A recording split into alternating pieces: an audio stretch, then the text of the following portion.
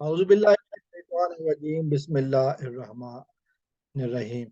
دوستوں، ایک بات بہت عام ہے، بہت آسانی سے کہ مانی جاتی ہے، لوگ کرتے بھی ہیں کہ جس ہانڈی میں جو ڈالا جائے اسی طرح کا آؤٹ کم نکلتا ہے، یا جیسا خون ہو ویسا ہی بندہ بولتا ہے، یا دوسرے لفظوں میں جو بو گے وہ کاٹو گے۔ تو یہ اس حوالے سے میں بات کروں گا آج ریاست پاکستان ورسز ظہیر احمد کیس میں۔ اور آپ کی جو آخری مثال تھی وہ یہ تھی کہ جیسا بویا جاتا ہے ویسی فصل ہوتی ہے۔ تو جیسا کہ ہم نے دیکھا کہ وہ مغویہ کمسن بچی اس وقت والدین کے پاس ہے، والدین کے زیر سایہ موجود ہے۔ اس کے بعد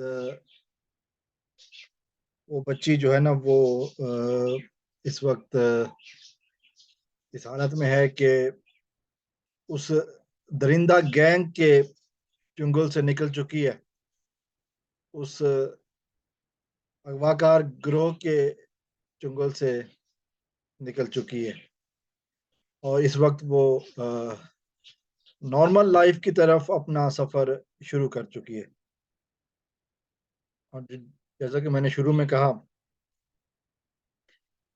یہ گھٹیا گینگ جو ہے نا، یہ اپنی گھٹیا پن دکھانے سے باز نہیں آ رہا، جو ان کا سوشل میڈیا ونگ ہے ظہیر گینگسٹر کا، یہ لوگ اپنی حرکتوں سے باز نہیں آ رہے۔ کل ہم نے جو ویڈیوز دیکھی، ارتضیٰ نام کا ایک رپورٹر ہے جو کہ علادتہ ملک سے جا کے ملتا ہے، یا جعفری سے یا اور لوگوں سے ملتا ہے، تو وہ جو اس کو ٹریٹ کرتے ہیں، جس طرح کی گھٹیا اور فحش زبان استعمال کی جاتی ہے، جس طرح کے گندے اشارے وہ کرتا ہے، گالیاں دیتا ہے، تو یقیناً یہ اپنی تربیت کی شرافت دکھا رہا ہے کہ اس کے ماں باپ بھی ایسے تھے، کیونکہ جس کھیت میں جو بویا جائے پھر وہی نکلتا ہے۔ ماں باپ نے اگر تربیت اچھی کی ہوتی تو یقیناً اچھی پروڈکٹ سامنے آتی، اچھے اخلاقیات سامنے آتے، اچھی باتیں کی جاتی، لیکن تربیت کا فقدان، تربیت کا نہ ہونا، یہ بتاتا ہے کہ یہ باتیں جو ہے نا وہ سامنے آ جاتی ہیں۔ وہ سب کچھ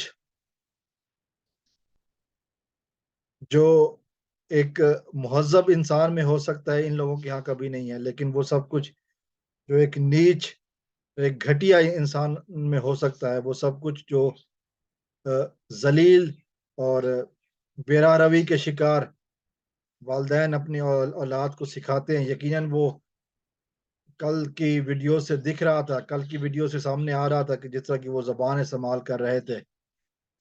وہ اے ڈی ملک، اللہ دیتا ملک، جس کو شرم آتی ہے اللہ دیتا کہلوانے میں،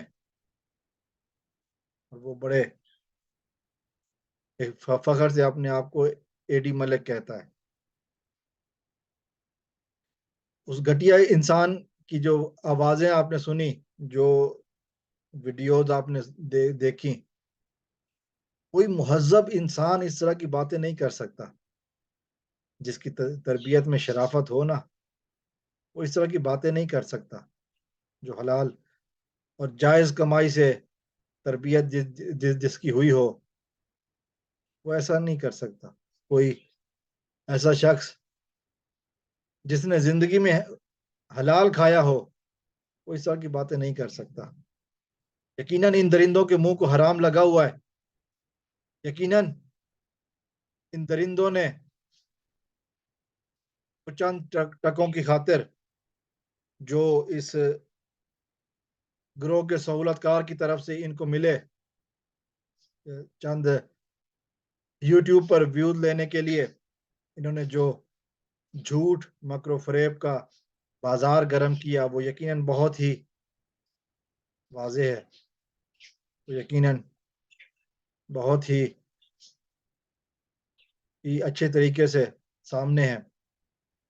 اب جب کہ بچی اپنے والدین کے پاس جا چکی ہے تو یہ لوگ ہر طرح کی کوششوں میں ہیں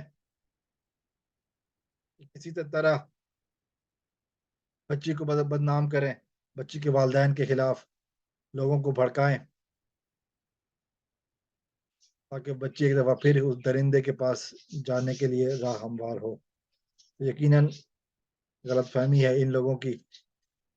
یہ لوگ شاید اسی مراحل سے گزر کر یہاں تک پہنچے ہوں. یہ لوگ شاید نہیں بلکہ یقیناً اسی طرح کے حالات دیکھتے ہوں گے، لیکن مہدی کاظمی صاحب کے یہاں ایسا نہیں ہے. لیکن مہدی کاظمی صاحب جنہوں نے 9 مہینے مسلسل کوششیں کر کے اپنی بچی کو ان درندوں کے چنگل سے آزاد کرایا، جنہوں نے 9 مہینے قانون کے ساتھ لڑ جھگڑ کر اپنی بچی کو حاصل کیا، ان کی تربیت اور ہے، اور ان درندوں کی جو تربیت ہے وہ یقیناً اور ہے. اب ان لوگوں کے لیے سزا کا پھندہ بہت قریب ہے، کیونکہ بچی آہستہ آہستہ نارمل ہو رہی ہے، اور پھر جب وہ عدالت میں آ کے بیان دے گی وہ درندہ جیل کی سلاخوں کے پیچھے ہوگا اور اس کے سہولت کار بھی اس کے ساتھ ساتھ ہوں گے.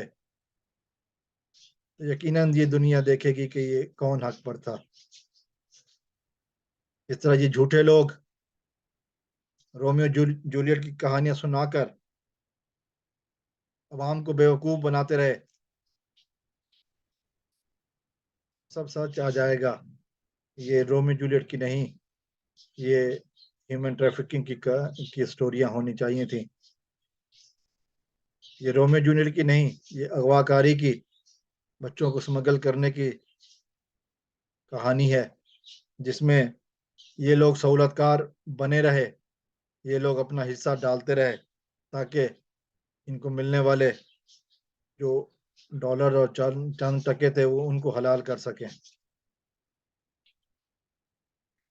یہ زندگی کا سبق ہے. یہ جس طرح انہوں نے مہدی صاحب کے بارے میں بکواسیات کی ہیں تو لگتا یہی ہے کہ یہ بہت ہی گھٹیا پرورش سے اٹھ کے آئے ہیں، بہت ہی بیکار اور بہت ہی نیچ قسم کی پرورش سے ہو کے آئے ہیں، جن کے منہ کو حرام لگ چکا ہے. اب یہ ایسی ہی باتیں کریں گے. والسلام علیکم ورحمۃ اللہ.